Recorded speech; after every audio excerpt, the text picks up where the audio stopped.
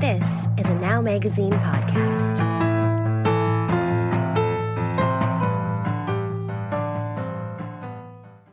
Hey, Toronto, and welcome to Now What? I'm Norm Wilner, senior film writer for Now Magazine, and I'm also your host for this podcast, coming to you every Friday with the news and culture stories we think you need to hear. This week, I'm very happy to step aside and present a conversation between Now editor Radheyan Simonpillai and actor, filmmaker, and now author Sarah Polley about her new book of essays, Run Towards the Danger, Confrontations with a Body of Memory. It's a collection of 6 stories about her worst experiences: a traumatic film shoot, a devastating loss, a high-risk pregnancy, a debilitating concussion, and more, and how those experiences have charted the course of her life. But it's also about the way she refuses to let herself be defined by the things that happen to her. Anyway, I'll let Rad and Sarah explain it. But okay, so look, I read this book. I told you this, it was such an emotional read, and I feel so embarrassed because I remember I read up to the high risk chapter. I was like, oh, and I texted you, like, oh, it's so emotional. Oh, thank God this high risk chapter is that there's like emotion. It's funny, like there's comic relief. And then I kept reading, and I was like, "Oh no, oh no!" Like I was so mortified by that text I sent. Because like, "Oh no, this is not like this. There's more trauma here." And I was just wondering, like, what the hell is going on through your head that I'm finding this stuff funny? Well, it's supposed to be funny, especially the beginning of it. So I'm glad that you laughed at it. I mean, there had to be room for a few laughs in there somewhere. So I'm glad that you laughed. But that's essentially like kind of the vibe in the book, right? Like there's a lot of, you're sharing a lot of very intimate, traumatic stories, but your writing is consistently funny. And is that, again, I don't know anything about writing a book, but were you always like mindful that you need to like just find a way to laugh in all of these scenes? I'm glad that you felt like that. I'm glad it didn't feel too heavy in all of those moments.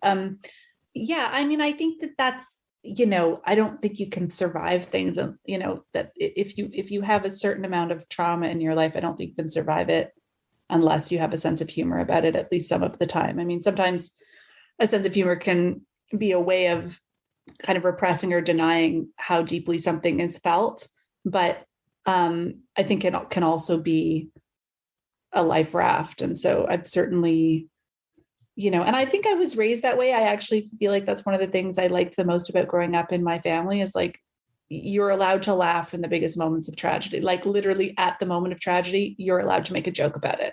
Mm-hmm. And, sometimes that can go too far and sometimes that can hurt and be cutting, but it can also be like such a release of things that are hard to live with, to be able to laugh at them in the moment that they're happening, or at least have the ability to pull back and kind of perceive it as though you're somewhat detached from it at the same time as being in the middle of it. And so I think that's a way of sort of moving through the world that like, I wouldn't know how to function without.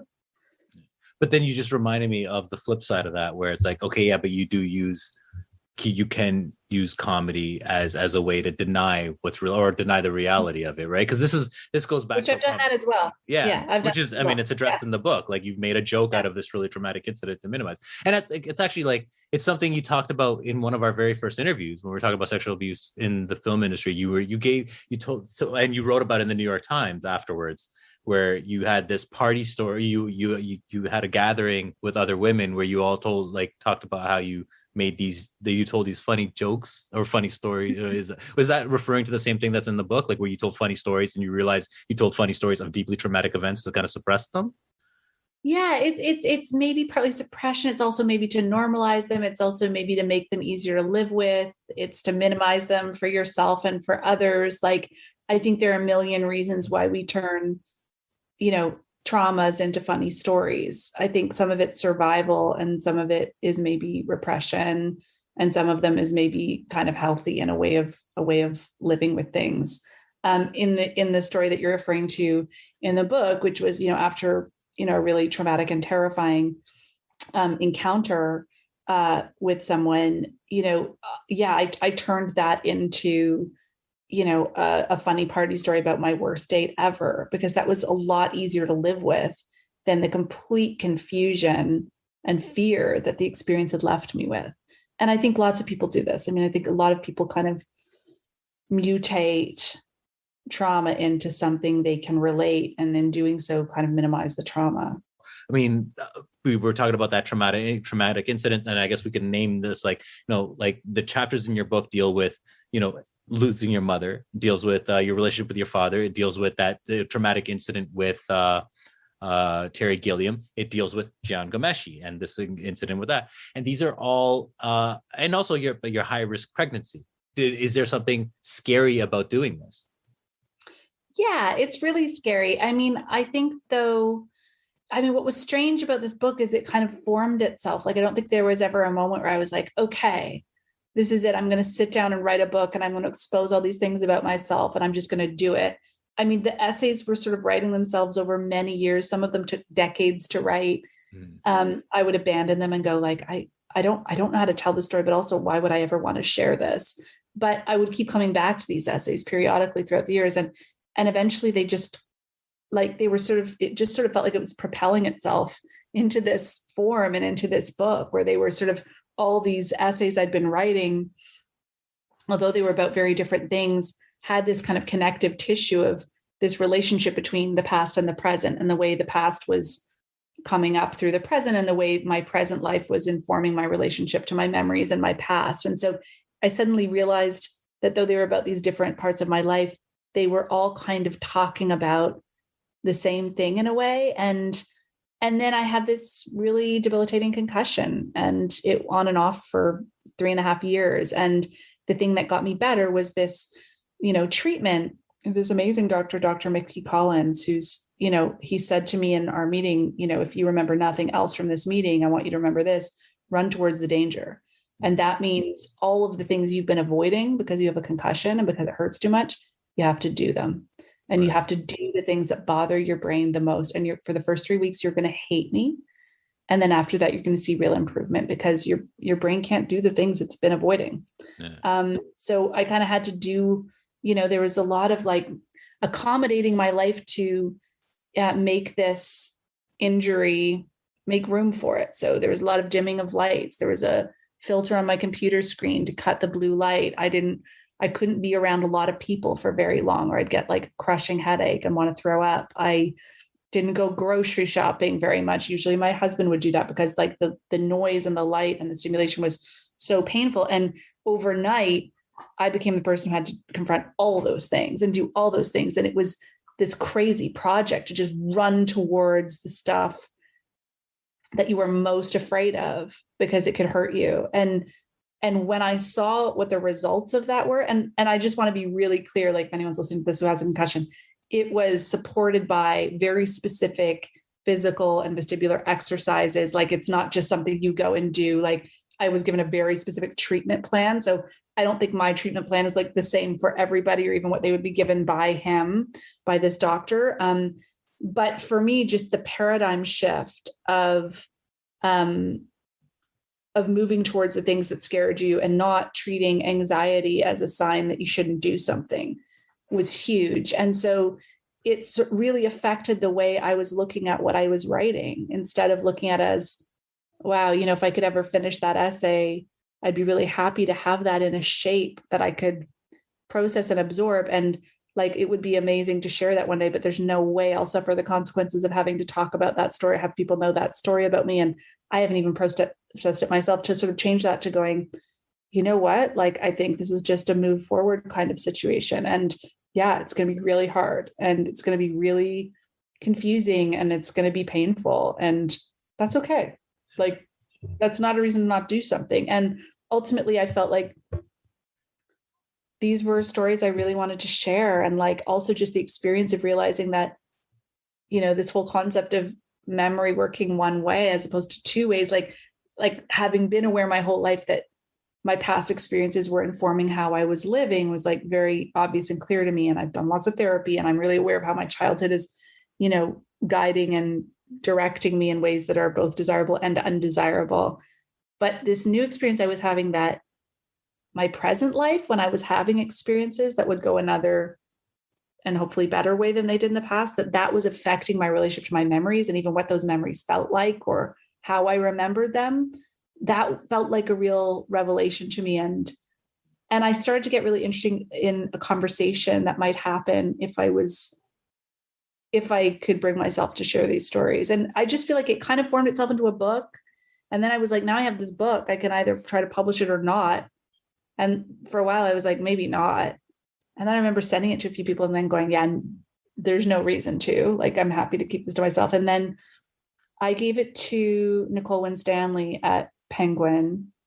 And I remember sitting on her porch for 3 hours one day. It was during COVID and it was like cold and we were sitting on her porch and just the way that the book had resonated with her and the stories she told me about her own life in response to the book made me want to put it out there, because I was like, what if what I get out of this is getting to hear other people's stories? It's worth it, and she sort of convinced me there was a book there.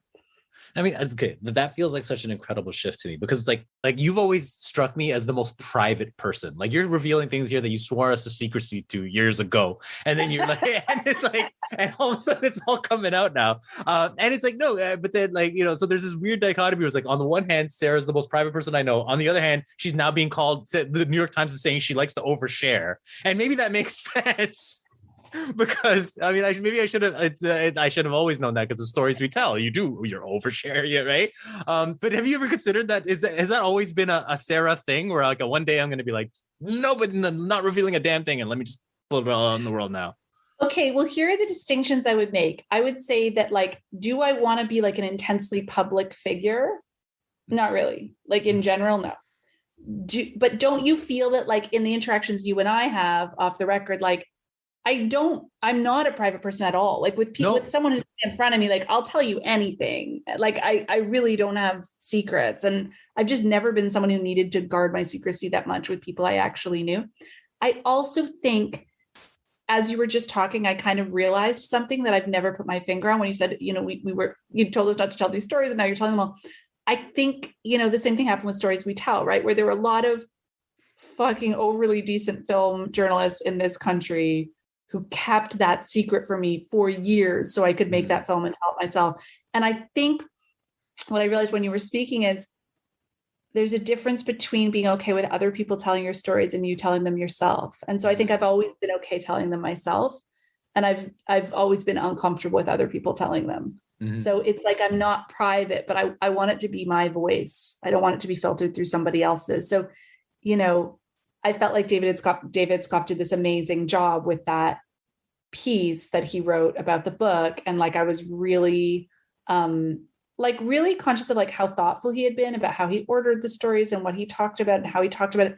But for me, like, having stories out there right now, and there will be more about my essays before people have read my essays, is like really shaky ground to stand on, because I spent years and years working on this book in order to tell these stories in my own words, and other people are going to tell them first in theirs. And that's just the reality of, like, you put a book out in the world, you promote it, people are publishing things a couple of weeks before the book's available. It's what it is. Like, but it's like, that's a strange place to live in, when I think that I don't mind sharing pretty much anything. I just want to do it in my own words. And I think that's where there's this tension between seeming like a private person, but actually having no problem sharing things. Right. And I guarantee you, Sarah, I am not going to do as good a job as David Itzkoff, and I'm going to blow your shit up and just going to like lay it all out there. Do it. Just like, make me so happy. All of it's good out there. Please don't. Listen, like, here's the thing though. Like, I mean, first of all, you found a really sidewindy way to releasing an autobiography or memoir, right? You keep calling it a collection of essays, and I'm like, oh my God, like, this is almost like Sarah's life story, but told in these very curated, beautiful, well articulated chapters. Do you see this as that in any way, or any kind of relation to that? I don't see it as a memoir or an autobiography, just a biography, just because if I had been given that task, or I'd given that task to myself or that project, it would be so different. Like, I've left out so much, and I've focused on such specific things that speak to this particular theme of memory and how memory works, and our relationship between my past and my present. So I feel like I've left out some pretty key essays. Like, if this was a collection of essays that were to cover my life, I've left out 3/4 of it. I mean, I don't even touch on like finding my biological father in it, which I made a whole movie about. You know, like it's like, you know, there's some pretty key stuff that's not said. Yeah. Because the project wasn't to create like a memoir or an autobiography. It was like I was writing all of these essays and then realized there was this connective tissue and that it could be a book. Well, I mean, and would you actually run away from the idea of some kind of memoir or not? I mean, it just doesn't sound. It sounds not very Sarah Polley-ish to write a memoir. I kind of can't imagine. Yeah, exactly. So like this is like that's right. Yeah, I can't see writing an autobiography. I mean, I don't understand my life enough to do that. I mean, it's all like, I think with these essays, it's like, it's all these unanswered questions that I'm kind of muddling through in a way, you know, it's not, I don't know. I think you have to have more of a sense of a shape of a life to write an autobiography. Well, here's the thing though, right? Like, cause when I was reading this, I mean, what was like, first of all, like, okay, look, I told you, like, I don't read books much. I watch movies, but I'm reading this book and I'm like, this, you know, this could almost pass as fictional to me because there's so much artistry in the writing. There's so much consideration. There's like, on the one hand, it's intimate, it's bringing you close to the story, but on the other hand, it feels like there's enough distance where it's like you're crafting and you're curating and you're creating these overarching themes. Like for instance, like when you talk about like, you know, the way, like reading the book as a whole and the kind of the themes throughout the book. I mean, one thing I was wondering is like almost every story deals with your relationship to your body. You know, whether it's like I mean, you end on a note of listening to your body or like not listening to your body. And then there's points where it's like your body and you have this really you're not listening to each other, right? Whether it's your crooked spine or whether it's the autonomy of your body. Like, is that like something you considered as one of the overarching themes throughout the book? I mean, it's sort of emerged as that. Yeah. I mean, I think it absolutely is. And it's about like the way your body kind of holds your history and your relationship to your body and the sort of discomfort or comfort around that at various stages of my life. But I'm not sure like I was aware I was doing it. I think it was sort of unconscious. And then I sort of realized when it was done that like all of these essays are about, or are they all about that? Yeah. I mean, they're all except for maybe the Cavendish bit. Right. Yeah, exactly. That's the one essay where you go to where's Cavendish? Is it Nova Scotia? People are gonna call me a bad Canadian. Newfoundland? Yeah. Okay. So it's like, okay. Jesus, Rad. Come on. Sorry. Come on. My entire like life has been in this like Scarborough perimeter, except for like I don't know what's over there. Okay. So except for that, but yeah, like it's in every single chapter where it's like your body sometimes has refused to do what you want it to do or tell it to do or something like that, right? Yeah. I mean, I don't know if you want to add it. I'm making a statement. I'm not asking a question. I don't know if there's anything to parse from that.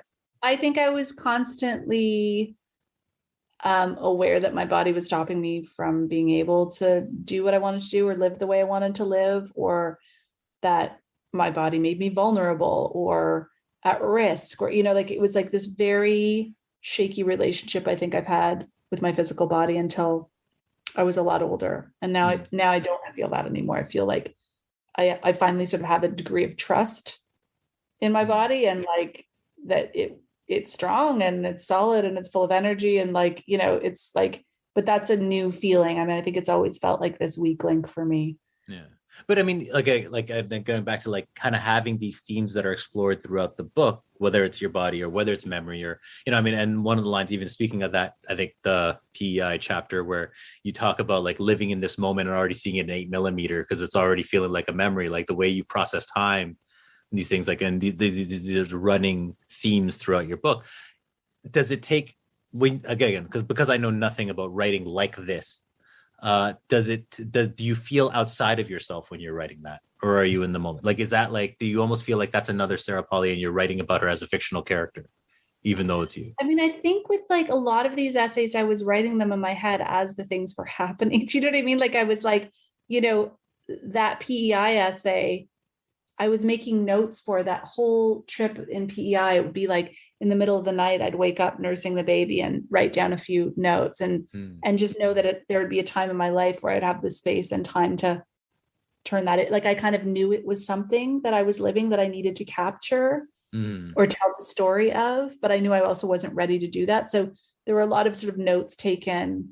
And so that, you know, in that moment, yeah, I became really aware of like, you know, I was playing with my kid in the waves in PEI and she was so happy and I was so happy. And I think there's also, you know, this feeling of nostalgia that I sometimes have in these incredibly happy moments with my kids when they're this young come from like having lost my mother young, right? So I feel this nostalgia as though, you know, there's some part of me that's always going to have this clock ticking, you know, and, you know, unfortunately my husband similarly lost his dad when he was 7. So we have this sense of life being very, very precious and finite and precarious. And it makes you feel like as you're living, you're also capturing the memory of this moment living because you don't know how many more you have. And even though that's not like rational, there is that is a problem of losing a parent young. Is like you will live feeling that that's the norm when you have your own kids. And that's a blessing and a curse. I mean, it's a curse because it's terrible to live with that feeling and to be so aware of it all the time. But it's also a blessing because I feel like we don't take time for granted, you know, like we are living like we're not going to live for long, and that has its benefits. I think that's probably why that image seared its way into my head, right? Like the way you express that.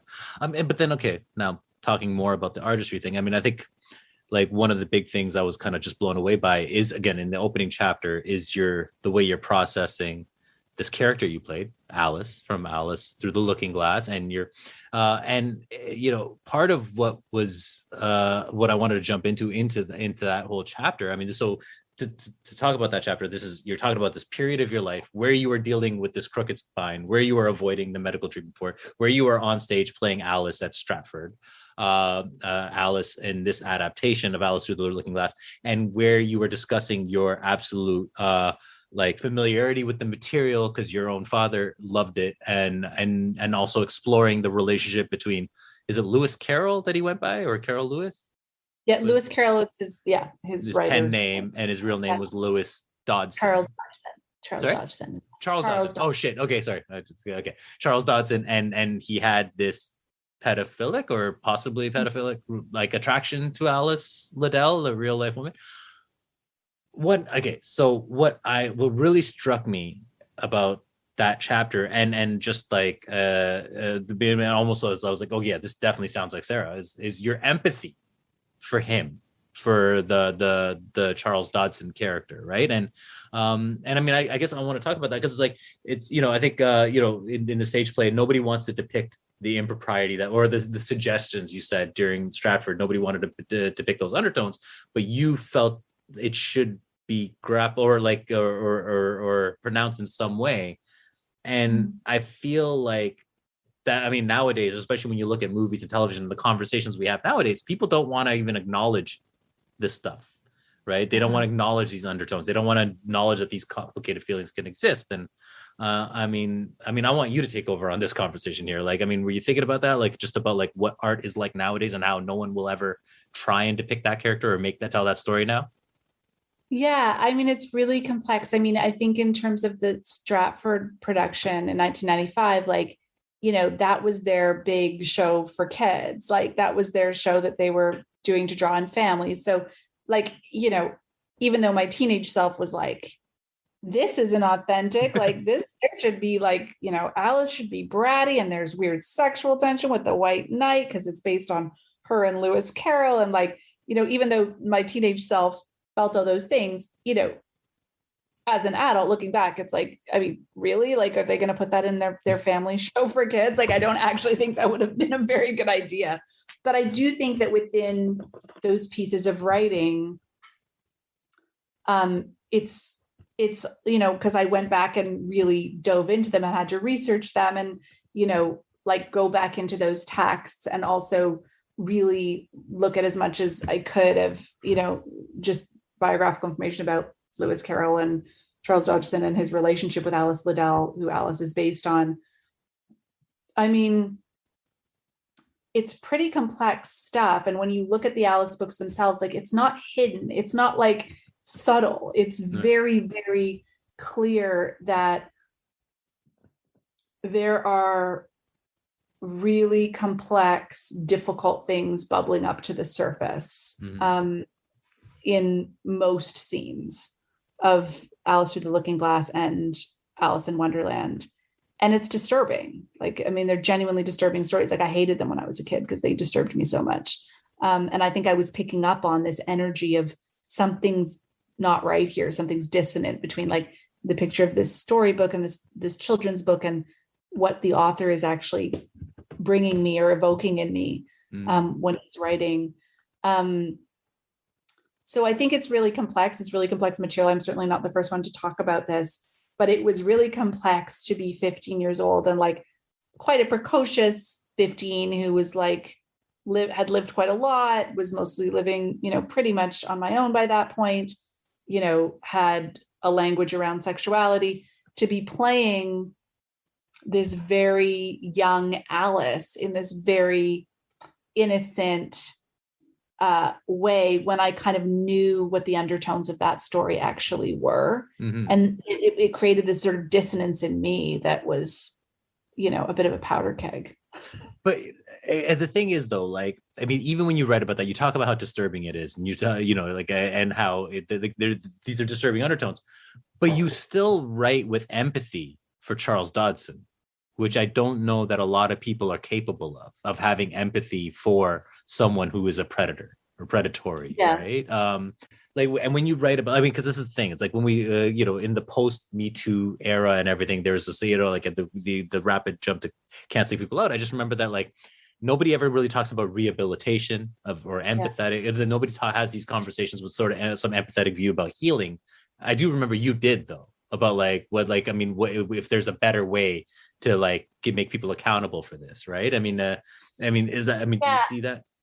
Yeah, I mean, the most interesting thing that happened to me during the Me Too days were the conversations I had with men who had either behaved badly or done really bad things, and actually like going out for a coffee with them and going, hey, can we talk? Like, let's talk about this. Mostly it was not things that happened to me, but stuff I'd been aware of.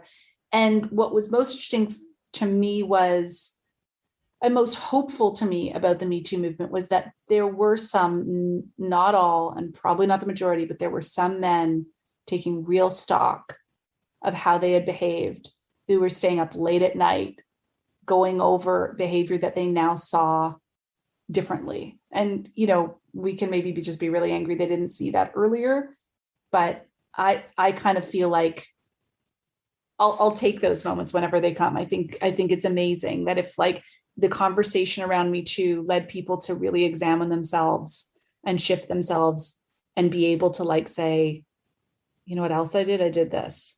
And that really sucked. And I owe that person an apology. And like, I know a lot of people who received apologies out of the blue from people during that time, you know, not because they were accused, but because they came out and were accountable. Would I've liked to see more of that? Sure. But the fact that we saw some of it, I think, was a really good step. But yeah, I mean, you know, there were a lot of articles at the beginning of Me Too of like, let's just ship all these men off to an island. It's like, there is no such island. Like, they actually live amongst us and with us. And like, we can move the needle a little further if we're actually engaging in conversations. You know, I want to be careful about this too, because I do just think some people actually need to not be in their jobs and certainly not in positions of power. Sure, absolutely. Useful process. I think that this conversation wouldn't have happened without people actually not being in their jobs anymore, or, you know, actually having really big public consequences. Like, I think it's important that that's there, or I don't think it provokes the kind of conversation it should. So I don't want to minimize the power of that conversations to have. And yeah, I mean, I think people are really, really complex, and a lot of people have done really bad things. And I think I have an enormous amount of faith in people's ability to shift and change. Not everybody. Like, again, I don't think I'm naive. I've certainly seen enough people over my lifetime that have not changed and have refused to change. But these little glimmers of moments where you feel somebody shift, I think like that's the progress. Like, that's the excitement. That's the purpose of a movement like Me Too, is that, oh, wow, that person who I never thought would be examining themselves is not only examining themselves, but it's actually like going out of their way to go and make apologies when it hasn't been asked of them. That to me is like a huge triumph. let's move actually to another part of your book then, right? Like getting into the stuff you grapple with. What really fascinated me is like I know how many things you turned down, right? Like I know like how often you just don't want to do a job. And so there's so much like in this book that I kind of knew, but then I didn't know in this way. And part of like now getting to read intimately how traumatic it was to be in the center of attention, to have these jobs as a child and all that stuff. Now it makes sense to me why you ran away from work. Like when people always wondered, like, why the hell does Sarah Polley want to light her career on fire? Yeah, I was really into that. But I mean, like my favorite hobby. Yeah, but it's like, but I mean, like, but now it's really like you like reading this book, you have this really like this deep understanding of why emotionally you don't want to have that, right? And I don't know if there's anything like you want to discuss further in that, but I mean, I just know that even just like reading online, people are like, well, why did she turn down Almost Famous? Like, which is the one thing people can't seem to get over. It's like, is it all tied to that?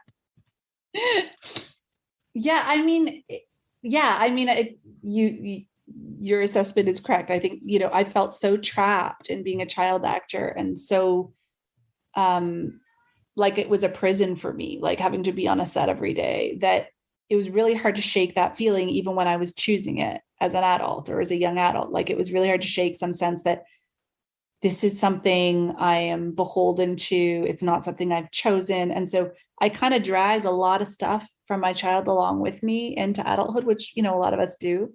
And for me, that took the form of like this kind of resentment towards acting, even when I was liking doing it. Like, I mean, that's what's so strange about it. Where are you at now, though, then, after writing this book, after kind of going, because I don't know, when you reach the end of this book, I feel like you've almost come to a whole new Sarah in some way, right? You feel so much better. You feel like there's like this exaltation.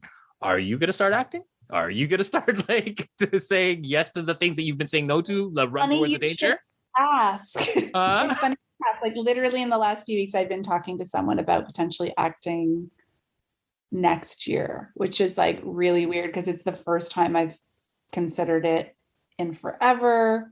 It's somebody I've worked with before. Like it's not up and running yet. They don't, they're just in the process of putting together financing, but it's the first time I've seriously considered acting in 13 years, or like, is that longer? Like, yeah, like 14 years. I have not been interested at all. And I'm suddenly kind of interested. Like, I'm kind of interested because I do feel like I have cast off a lot of the baggage of feeling like I don't have agency or imprisoned in something. Like, I'm very clear now that things are my choice and I'm a grown ass woman. And like, I don't need to like be blaming a childhood for a life I'm living now. Like I felt that way certainly while shooting Women Talking. Like, I felt like, oh my God, it's taken me this long. I mean, I've always loved directing, but it took me this long.